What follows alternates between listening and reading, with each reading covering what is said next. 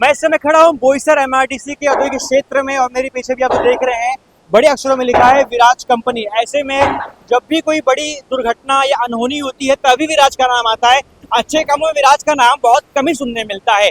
11 जून को एक खबर आती है कि एक विराज कंपनी में डायरेक्टर पोस्ट पर तैनात प्रदीप जाधव, जो कि स्वर्गीय प्रदीप जाधव ये कहें तो ज्यादा सटीक बैठेगा, क्योंकि प्रदीप जाधव इसी कंपनी में डायरेक्टर के पोस्ट पर तैनात थे। ऐसे में 11 तारीख को मान टाटा हाउसिंग परिसर में अपने ही घर में वो कंपनी से मीटिंग अटेंड करने के बाद न जाने क्या उस मीटिंग में वो अपने घर पर आते हैं और अपने रिहायशी इलाके में खुदकुशी कर लेते हैं। यानी जिस फ्लैट में वो रहते थे उसी फ्लैट में उन्होंने आत्महत्या करी। शुरुआती दौर पर सबको ये लगा कि आत्महत्या ही हो सकती है, मगर जब बात कुछ और निकली या छानबीन शुरू हुई तब मालूम पड़ा कि प्रदीप जाधव ने शुरुआत के जो आत्महत्या के पहले उन्होंने कंपनी गए थे। कंपनी के बाद विराज मान परिसर में जो मामा का जो बंगला है उस बंगले में कुछ 4-5 वरिष्ठ अधिकारियों के साथ मामा और प्रदीप जाधव की बैठक हुई। उस बैठक में कुछ माहौल गर्म हो गया और दबाव इस कदम निर्माण हो गया कि प्रदीप जाधव ने आत्महत्या यानी अपने आप को खत्म करने का इतना बड़ा निर्णय, इतना बड़ा फैसला ले लिया। अब सवाल यही खड़ा होता आखिरकार विराज कंपनी के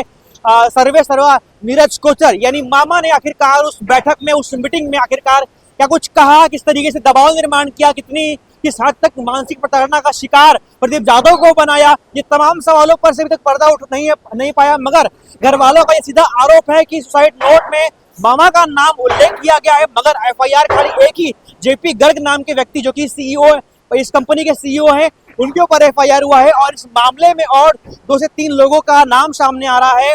ऐसा कहना है कि उस मीटिंग में जो कुछ लोग सामने शामिल थे उन लोगों के कारण बड़े लंबे समय से प्रदीप जाधव को दबाव निर्माण किया जा रहा था, मानसिक प्रताड़ना की जा रही थी, हरासमेंट किया जा रहा था और अन्य झूठे आरोप के तहत उनको टॉर्चर किया जा रहा था। तो आखिरकार इस टॉर्चर को सहते प्रदीप जाधव ने इस टॉर्चर को विराम लगाने का फैसला लिया और अपनी सांसें खुद रोक ली।